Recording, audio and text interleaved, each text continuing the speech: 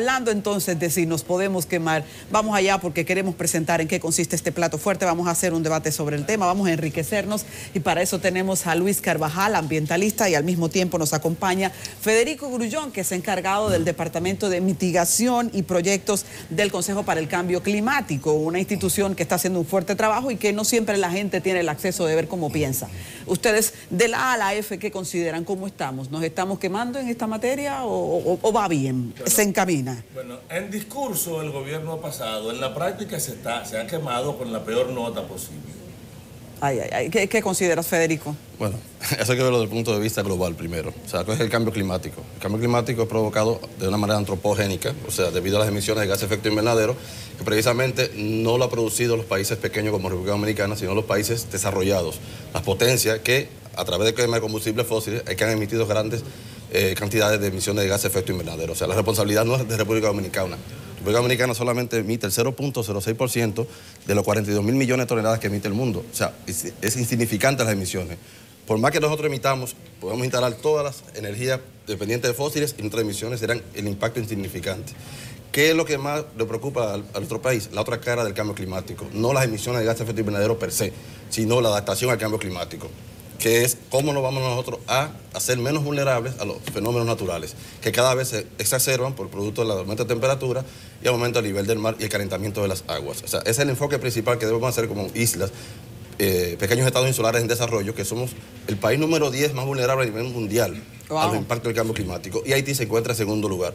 O sea que dentro de la misma isla tenemos los dos países en la categoría de los 10 más vulnerables. Increíble. Y hablando de esto, yo creo que hay dos agendas, la agenda internacional y la agenda local. Si nos ponemos a ver la internacional, nos ponemos locos. En la agenda local, ¿cuál deben ser las prioridades? Los quiero escuchar a los dos. La primera prioridad es disminuir los riesgos a las variabilidades de los fenómenos climáticos, a los fenómenos climáticos extremos. Nosotros tenemos que hacer que una gota de agua que entre en la cordillera baje lo más lentamente posible, no baje de manera violenta, porque tanto las sequías como las inundaciones dependen de eso. Entonces, somos muy frágiles. Por lo tanto, recuperar las cuencas en altura. Tenemos que disminuir las fragilidades en las ciudades, alejar la población de las zonas más vulnerables, de la zona de inundación, de la zona de deslave, y tenemos que preparar y formar a la población para que pueda ser parte de una respuesta efectiva.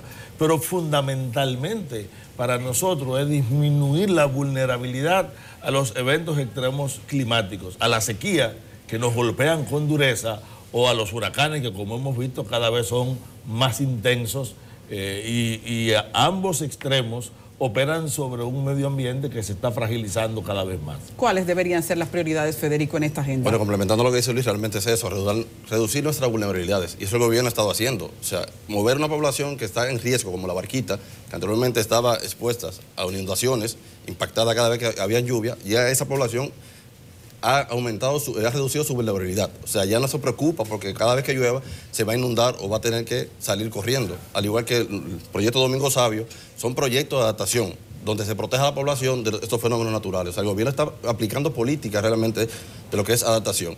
Pero en la parte educativa, como mencionó Luis también, o sea, nosotros tenemos una estrategia de educación al cambio climático, donde ya se han formado más de 3.000 docentes en las escuelas que están impartiendo el cambio climático a nivel de educación básica y educación media.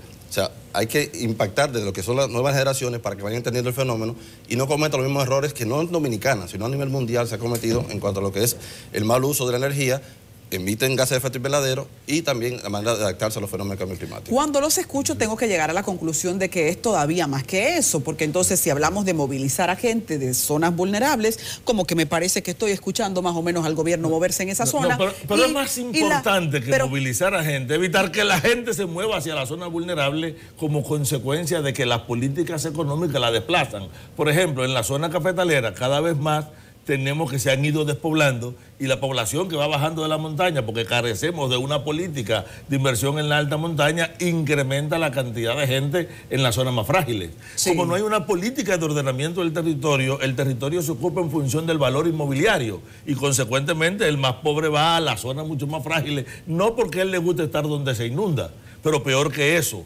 como es la ganancia lo que rige la política de construcción, incluso hay clase media que se están instalando en la zona de inundación del río Jaina. O sea, hay barrios donde las viviendas cuestan 6, 7 y 8 millones. Y sin embargo sabemos que cuando vengan 300 milímetros, que lo mete cualquier tormentita, van a inundarse. Por lo tanto, hay un problema de política fundamental para evitar que la gente vaya a zonas frágiles. Lo otro de tratar de actuar sobre las que ya están en esas condiciones es válido, pero hay que evitar que las postalitas nos hagan creer que esa es toda la política, porque no toda la política es la barquita, ni toda la política es lo que está ocurriendo en una franja del río Sama, donde hay proyectos que se tienen que ponderar en su visión, pero lo importante es hasta dónde la población vulnerable va creciendo año por año. Ayúdenme a entender, porque cuando estudio el tema, llego a la conclusión de que, bueno, el cambio climático y cómo eso en un país es manejado tiene que ver con las políticas de su Ministerio de Medio Ambiente. En algunos periodos hemos visto al Ministerio de Medio Ambiente con objetivos muy claros. El año del agua, o estamos recuperando el año pasado las madres aguas. Ahora parece como que me abandonaron todo y me siento como en un limbo. Ayúdenme a entender cómo ustedes hacen juicio del momento en que nos encontramos. Bueno, a nivel de las políticas de medio ambiente. Hay que desligar un poquito lo que es medio ambiente y cambio climático, que tiende a solaparse muchas veces. O sea, cambio climático... Son hermanitos, gemelitos. Son hermanos, pero no depende del cambio climático directamente de lo que es la parte medioambiental. Okay. El cambio climático hay que verlo desde un punto, no solamente medio ambiente, sino un punto de desarrollo social y económico. O sea, las políticas que se tomen para mitigar los gases de efecto invernadero van a impactar tanto en la economía y en el desarrollo social. Por ejemplo, también cada vez que viene un fenómeno que impacta la economía nuestra, por ejemplo, cuando vienen tormentas que afectan a la agricultura, eso impacta el PIB, porque hay que tomar recursos del PIB para ir a esa zona de recuperación. Por ejemplo, en el caso de la tormenta Noel y Olga, se tuvo que destinar el 1.5 del PIB que estaban destinados para áreas de desarrollo. O sea, los impactos del cambio climático vienen a impactar la economía de los países. Hemos visto el caso, por ejemplo, Japón, hace 3 meses, hubo una inundación, Japón, un país desarrollado, donde hubieron más de 200 muertos por inundaciones, o sea, no solamente República Dominicana, inclusive países desarrollados, cuando hay tormenta, Estados Unidos recientemente hubo más de 20 muertes en Florence, o sea, mayor cantidad de personas mueren en países desarrollados que en República Dominicana, o sea que de cierta forma hay políticas que se están tomando y complementando lo que dice Luis, la ley de ordenamiento territorial, que está ya en un proyecto de ley, falta solamente que se apruebe, eso va a ayudar a que ya las poblaciones se eviten a que se muden a zonas vulnerables. Y yo no diría que la parte de los movimientos de personas como se ha hecho es una postalita. Hay que preguntarle a esa persona si no está mejor que antes. El que tú mueves es una postalita cuando tú lo ves en el fondo de una política general. Me gustó tu pregunta por 2 razones. Una, para todo es notorio que no era lo mismo Domínguez Brito que Bauta, o que no era lo mismo Domínguez Brito que Ángel Esteve. Es obvio que las políticas están dependiendo demasiado del carácter personal de quien la dirige y no obedece a una visión estratégica que, como manda la ley 6400, tiene que ser establecida una estrategia nacional ambiental que debe crear el Consejo Nacional para el Medio Ambiente, que instituye esa ley que no se ha reunido una sola vez. Allá voy. Por lo tanto, estamos improvisando de tal manera que mientras el movimiento ambiental no había terminado de aplaudir y de criticar los elementos débiles que tuvo la intervención sobre Valle Nuevo, pero que la vio como positiva, de repente viene un ministro y trata de echar para atrás eso.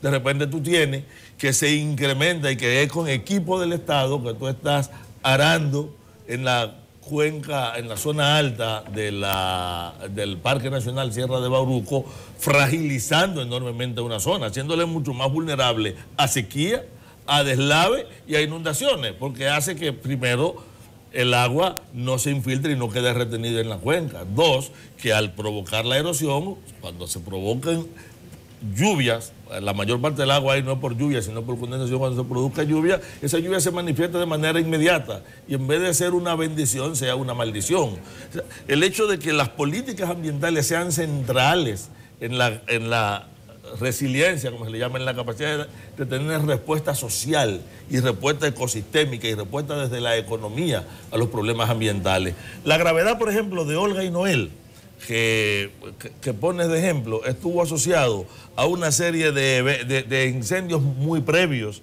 que provocaron una enorme acumulación de una ceniza que cuando entró la humedad se imbibió y erosionó, generó un mucho mayor nivel de erosión, pero ocurrió sobre 2 fenómenos. Primero, una deforestación creciente y segundo, una reforestación mal llevada, con especies inadecuadas, sembrando no para restaurar ecosistemas, sino como si estuviéramos sembrando guardias en un sitio, en hileritas muy formales, sin darnos cuenta que nuestra biodiversidad se estructura de otra manera. Las políticas de cambio climático y las políticas ambientales tienen que actuar en la misma dirección. Yo no las separaría. Yo sí creo que pueden tener ámbito de gestión y de reflexión distinta, pero son parte de una única política.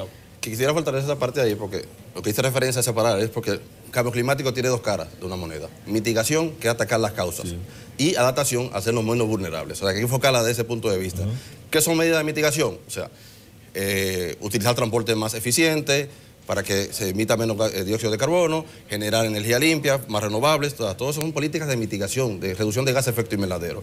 La adaptación es la parte de hacer que la población sea menos vulnerable o más resiliente a los impactos del cambio climático. Hay que verla solamente en esas dos caras de la moneda.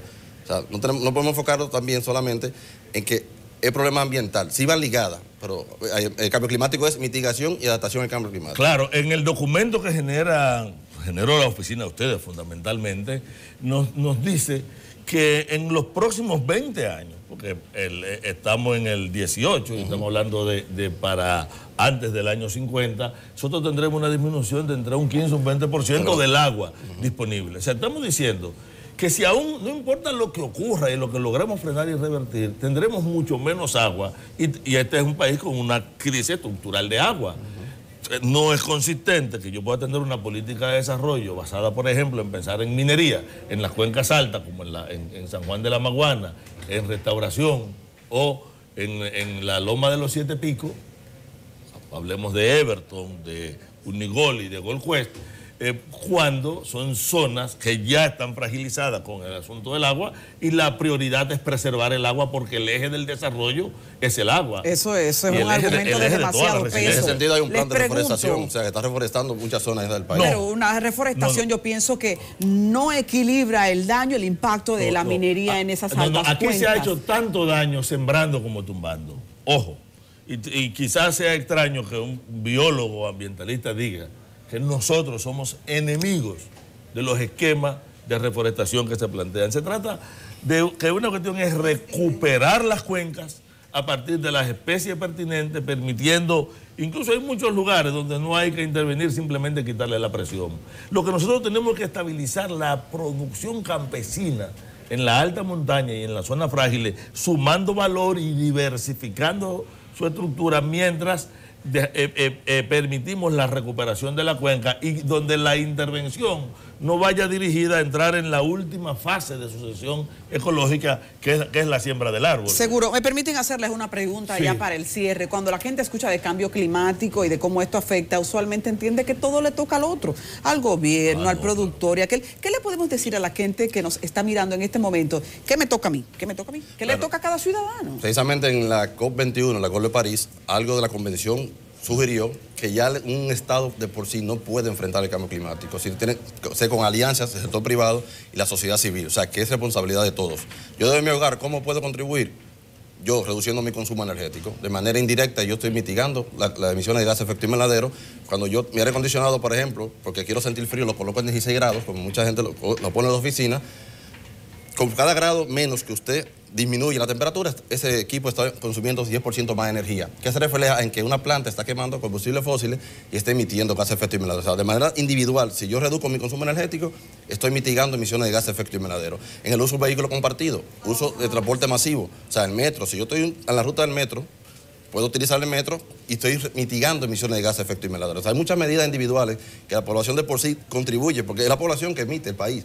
O sea, la población representa al país, pero de ahí es que vienen las emisiones. Luis, o sea, somos los individuos que consumimos energía y emitimos gases de efecto invernadero. No es el gobierno por sí que... ¿Cómo cerramos? Hay que responder de los individuos en todas las vertientes que él señala. Esto demanda que los individuos tengan además el efecto pedagógico de la conducta pública. Yo no puedo hablar de que tengo una política de reducción cuando promuevo plantas a carbón y mi gran inversión va en esa dirección, o cuando termino de permitir que el patrón de crecimiento y ocupación espacial del territorio siga simplemente la lógica de la rentabilidad inmediata, sin darme cuenta de los impactos. Si nosotros no actuamos sancionando sobre el gran delito ambiental, y es verdad que hay muchos elementos que podemos resolver en la base. Pero si nosotros no obligamos y cobramos a las empresas, mira, aquí todavía la República Dominicana no sabe quién tiró varias toneladas de tiosulfito, de una sustancia, en 2 partes de Santo Domingo Este, que tuvo que recoger salud pública y deponerla para proteger a la figura, a la empresa que lo llevó, porque probablemente tenga influencia política o económica. Entonces, las políticas ambientales no pueden tener privilegio. Quiero hablar un poquito sobre la planta. Necesitamos terminar. Sobre la planta de carbón. Fíjense. Sí. Primero dicen no, que el gobierno, hablando de cambio climático, tiene planta de carbón. Primero la planta de carbón se comenzaron a construir en 2013. El Acuerdo de París se acuerda en el 2015. O sea, no es retroactivo. Bien, o sea, eso es algo ya que descarta que el gobierno no está cumpliendo con el Acuerdo de París. No, pero ya en el 2012 el gobierno había hablado de compromisos ambientales en términos de la reducción. Además, esa planta va a desplazar 15 que emiten más que en la misma Punta Catalina. O sea, estamos mitigando de esa forma. No.